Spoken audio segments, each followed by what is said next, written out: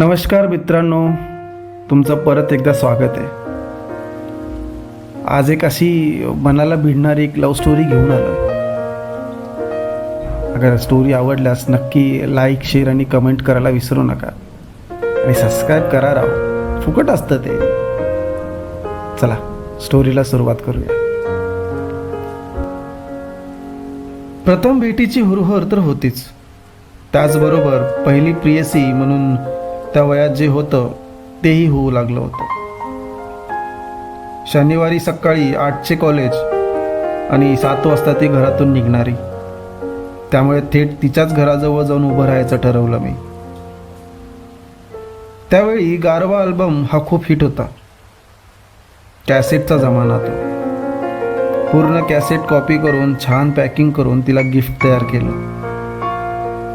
एक छानसं पत्र ज्यात मला तिच्याबद्दलच्या भावना आहेत त्या सर्व ओतल्या होत्या.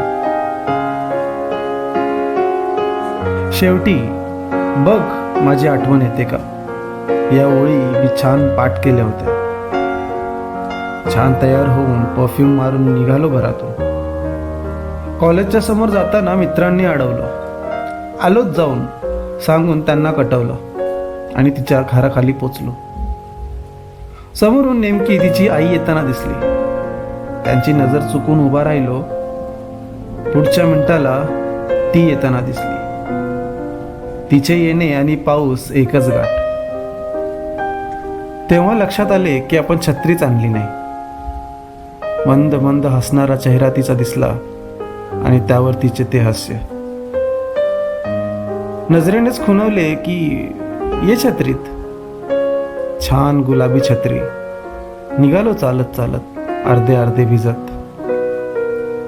पुढची काही मिनिटे दोघांपैकी कोणीच बोलले नाही. फक्त पाऊस बोलत होता आणि दोघांची मने चिंब भिजवत होता. ती थोडी सावधच होती. स्पर्श होऊ नये याची ती काळजी घेत होती. परंतु पाऊस लब्बाड इतका जोराने पडत होता की छत्रीत येणं भागच होतं, तिलाही आणि मलाही. त्यामुळे स्पर्श होणार हे नक्की. आणि नंतर तो स्पर्श हवा हवासाही वाटू लागला. तिला माहीत होतं मला मोगऱ्याचा सुगंध खूप आवडतो, म्हणून तिने मोगऱ्याचा गजरा माळला होता. शिवाय मोगऱ्याचं अत्तरही लावलं होतं. पाय चालत असले तरी मन मात्र स्थिर होतं. मुंबईसारख्या ठिकाणी असे झाडे असलेले आणि पूर्णपणे निर्मनुष असलेला रस्ता मी पहिल्यांदा पाहत होतो. मी त्या रस्त्याने अनेकदा गेलो होतो, पण त्याची सुंदरता कधीच दिसली नव्हती. वरून वाहत येणारं पाणी पायाला गुदगुल्या करत होतं आणि इकडे स्पर्शाने मनात गुदगुल्या होत होत्या. शेवटी मीच बोलायला सुरुवात केली.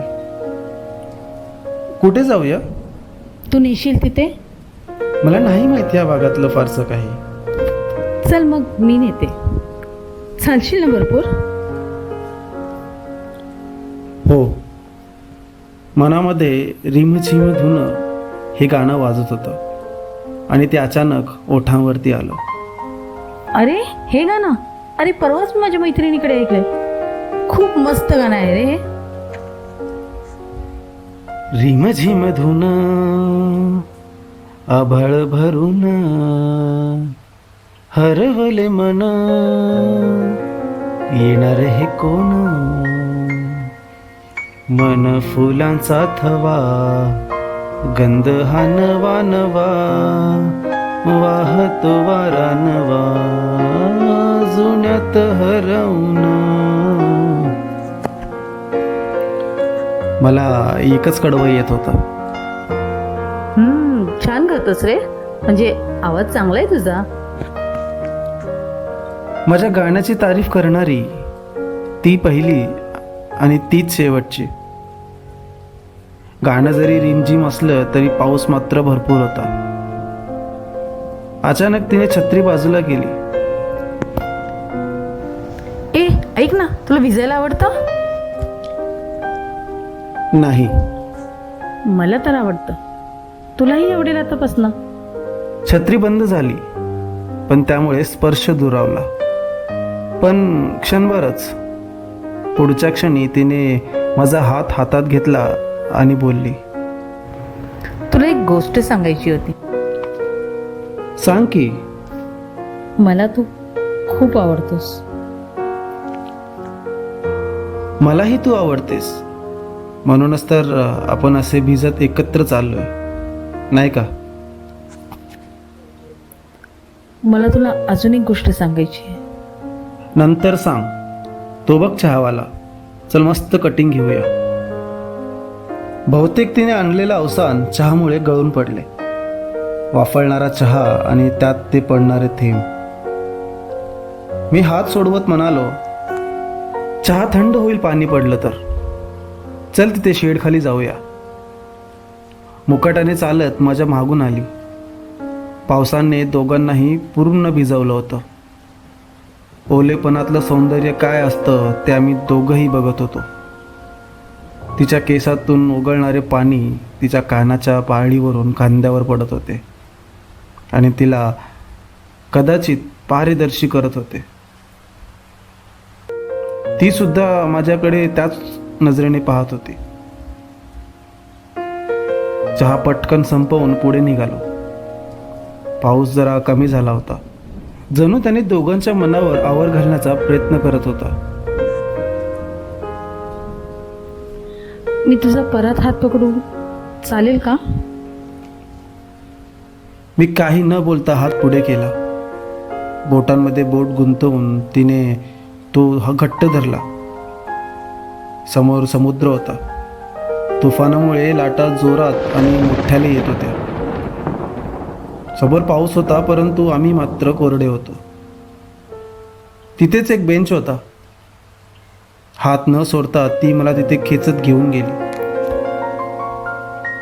तुला पण काहीतरी सांगायचं होतं ना मला. कळतं रे मला तुझ्या मनातलं. काय आणलंस माझ्यासाठी? मी बॅगमधून कॅसेट काढली. सोबत एक मोठा चॉकलेट सुद्धा होता. सांग ना, तुला काय पाहिजे? मी हात आणखीन घट्ट केला आणि म्हणालो, तुझ्या लग्नाला मला बोलवशील ना? तिच्या डोळ्यात बदलणारे भाव आजही आठवतात. हो, मला समजलंय की तुझं लग्न नक्की झालंय ते या मुलाशी. तोंड ओळख आहे त्याच्याशी. मला तुझ्याबद्दल काही तक्रार नाहीये. कदाचित आपला मध्यंतरी संपर्क नव्हता, त्यामुळे आपण दूर राहिलो. आणि आता पुन्हा भेटलो तर ती भावना जागी झाली. पाऊस पुन्हा रिमझिम सुरू झाला होता. मी तुला फसवत नव्हते रे. मला खरोखरच तू आवडतोस. पण मी आता मागे नाही फिरू शकत. हीच गोष्ट सांगायला मी तुला आज इथे घेऊन आले होते. मी आणलेला गिफ्ट तिला देत म्हणालो, हे घे. यात एक पत्र आहे, त्यात मी सर्व काही लिहिलंय. ढग दाटून आले होते. पाऊस सुरू होण्याआधी आम्ही निघालो. ती तिच्या मार्गाने आणि मी माझ्या मार्गाने. कदाचित पुन्हा कधीही पावसात न भिजण्यासाठी. मनात गाणं सुरू झालं. बघ बघ माझी आठवण येते का? माझी आठवण येते का? तर मित्रांनो, स्टोरी कशी वाटली हे कमेंट करून नक्की सांगा. आणि असेच स्टोरी ऐकण्यासाठी चॅनलला सबस्क्राईब करा आणि लाईक आणि शेअर करायला विसरू नका.